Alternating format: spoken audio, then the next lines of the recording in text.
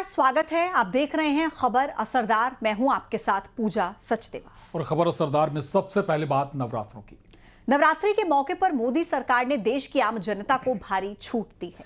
GST की सस्ती दरें आज से लागू हो गई हैं, जिसके बाद करीब 400 चीजों की कीमतों में बम्पर डिस्काउंट शुरू हो गया है। और मोदी सरकार ने इसे बचत उत्सव का नाम दिया है, लेकिन आम लोगों को मिली इस बड़ी राहत पर सियासत भी शुरू हो गई है। और आज पूरी कांग्रेस इसका क्रेडिट लेने में जुटी हुई है। तो टीएमसी कह रही है कि ये सब कुछ ममता बनर्जी के दबाव में हुआ है। यानी विपक्ष में क्रेडिट वॉर शुरू हो चुका है, लेकिन बीजेपी आरोप लगा रही है कि विपक्ष लोगों को मिली राहत से खुश नहीं है और इसलिए तरह तरह के सवाल उठाए जा रहे हैं।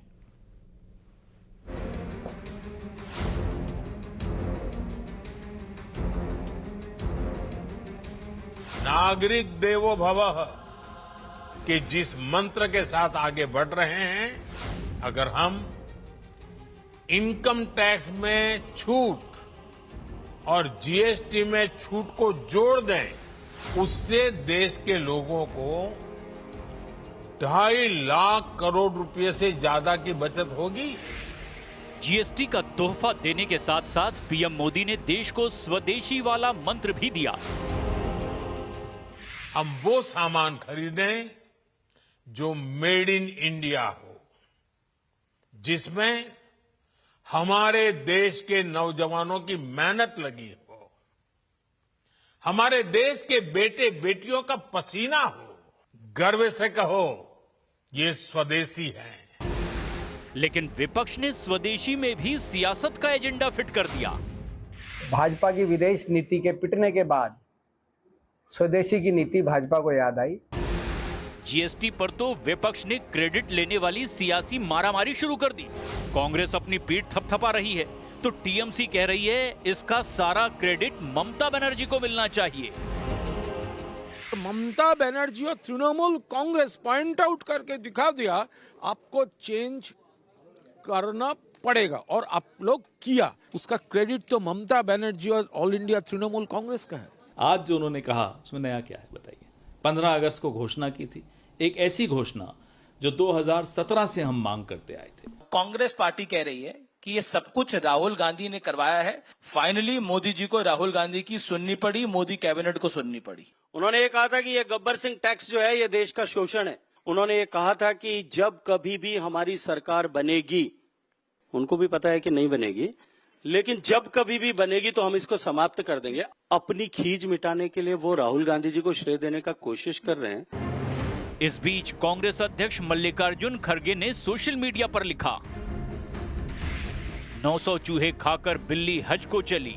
नरेंद्र मोदी जी, आपकी सरकार ने कांग्रेस के सरल और कुशल जीएसटी की बजाय अलग अलग 9 स्लैब से वसूली कर गब्बर सिंह टैक्स लगाया और 8 साल में 55 लाख करोड़ से ज्यादा वसूले। अब आप 2.5 लाख करोड़ रुपए के बचत उत्सव की बात करके जनता को गहरे घाव देने के बाद मामूली बैंडेड लगाने की बात कर रहे हैं। हमारे विपक्ष के साथी वो इस बचत से खुश नहीं है। उनके समय में केवल बातें होती थी, काम तो होता नहीं था। सीमेंट से यूपीए के समय में 30% टैक्स होता था, एनडीए में 18%। गब्बर सिंह के भी बड़े दादा कांग्रेस थे। सवाल ये है, क्या मोदी सरकार के जीएसटी वाले तोहफे ने विपक्ष का सारा सियासी बजट बिगाड़ दिया है?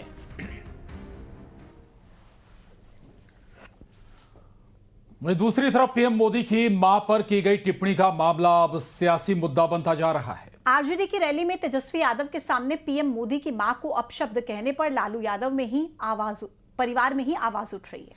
रोहिणी और तेज प्रताप यादव ने खुलकर इसकी निंदा की है।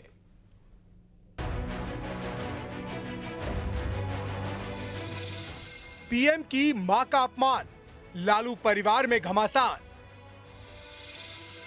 रोहिणी ने की सम्मान की बात, तेज ने की जेल भेजने की मांग। लालू परिवार में घमासान थमता दिखाई नहीं दे रहा है।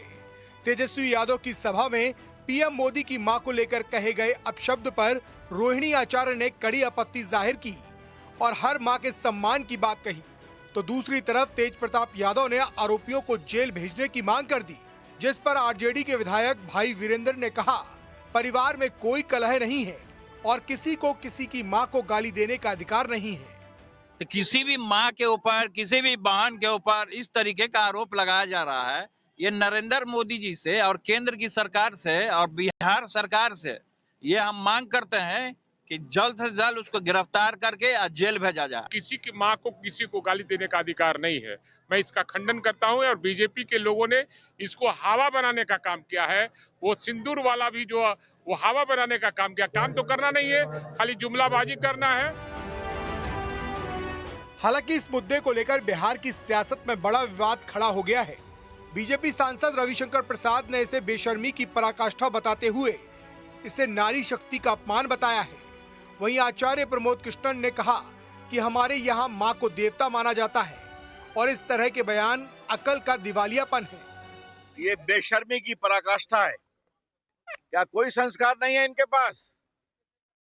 उनकी माता जी महिला थी ना, मुख्यमंत्री बनी थी, कैसे बनी थी छोड़ दीजिए। क्या प्रधानमंत्री की स्वर्गीय माता जी के बारे में इस तरह की शर्मिंदगी भरी बातें की जाएगी? ये देश की माताओं का अपमान है। उसमें प्रधानमंत्री की मां को गाली देना, मुझे लगता है ये अकल का दिवालियापन है और एक बहुत ही तरह का, एक अजीब तरह का पागलपन है। वहीं सांसद पप्पू यादव ने भी इस तरह की भाषा के इस्तेमाल को गलत ठहराया और ऐसे लोगों पर कार्रवाई की मांग की। दूसरी तरफ प्रशांत किशोर ने भी हमला बोला और कहा कि नेता एक दूसरे को गाली दे रहे हैं, लेकिन असली समस्याओं पर कोई बात नहीं कर रहा। चाहे किसी की मां को गाली दे, चाहे गरीब का, चाहे अमीर का, चाहे पीएम का, वो गलत है, बिल्कुल गलत है।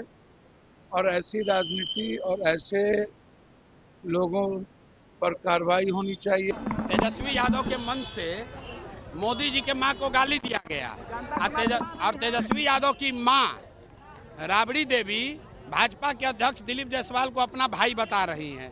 तो आप बताइए कौन किसको गाली दे रहा है? कि जनता को बेवकूफ नहीं बना रहा है तो क्या कर रहा है? कुल मिलाकर पीएम मोदी की मां को लेकर तेजस्वी यादव की रैली में कहे गए अपशब्द पर बिहार की राजनीति गर्मा गई है और अब आवाज परिवार के अंदर भी उठने लगी है।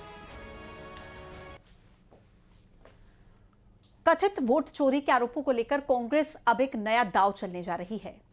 पार्टी ने इसे नाम दिया है वोट रक्षक अभियान और इस अभियान की शुरुआत पायलट प्रोजेक्ट के तौर पर की जाएगी। खास बात यह कि कांग्रेस ने 5 ऐसी लोकसभा सीटें चुनी हैं जहां पर उनके उम्मीदवार बहुत मामूली से अंतर से हार गए थे। और अब इन इलाकों में हर 20 बूथ पर एक वोट रक्षक तैनात किया जाएगा, जिसकी जिम्मेदारी होगी कि वोटरों की सूची में कोई गड़बड़ी ना होने पाए।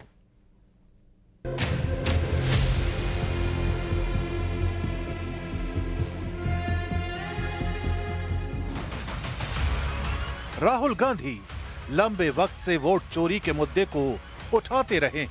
अब कांग्रेस इसे जमीनी स्तर पर भी अभियान बनाने जा रही है। शुरुआत 5 लोकसभा सीटों से होगी। राजस्थान की जयपुर ग्रामीण और अलवर, उत्तर प्रदेश की बांसगांव, छत्तीसगढ़ की कांकेर और मध्य प्रदेश की मुरैना। इन सीटों पर कांग्रेस बेहद कम अंतर से हारी थी। पार्टी का मानना है कि वोटर लिस्ट में गड़बड़ी इसकी वजह बनी। इसी को रोकने के लिए अब यहां वोट रक्षक तैनात किए जाएंगे। ज्ञानेश कुमार जी, आप अपना काम कीजिए। आपने उठ लिया है, आप हिंदुस्तान के चीफ इलेक्शन कमिश्नर हैं। आपसे कर्नाटक की सीआईडी सबूत मांग रही है। आप कर्नाटक की सीआईडी को यह सबूत 1 सप्ताह के अंदर दे दीजिए, नहीं तो पूरा हिंदुस्तान के सारे युवा इस बात को एक्सेप्ट करेंगे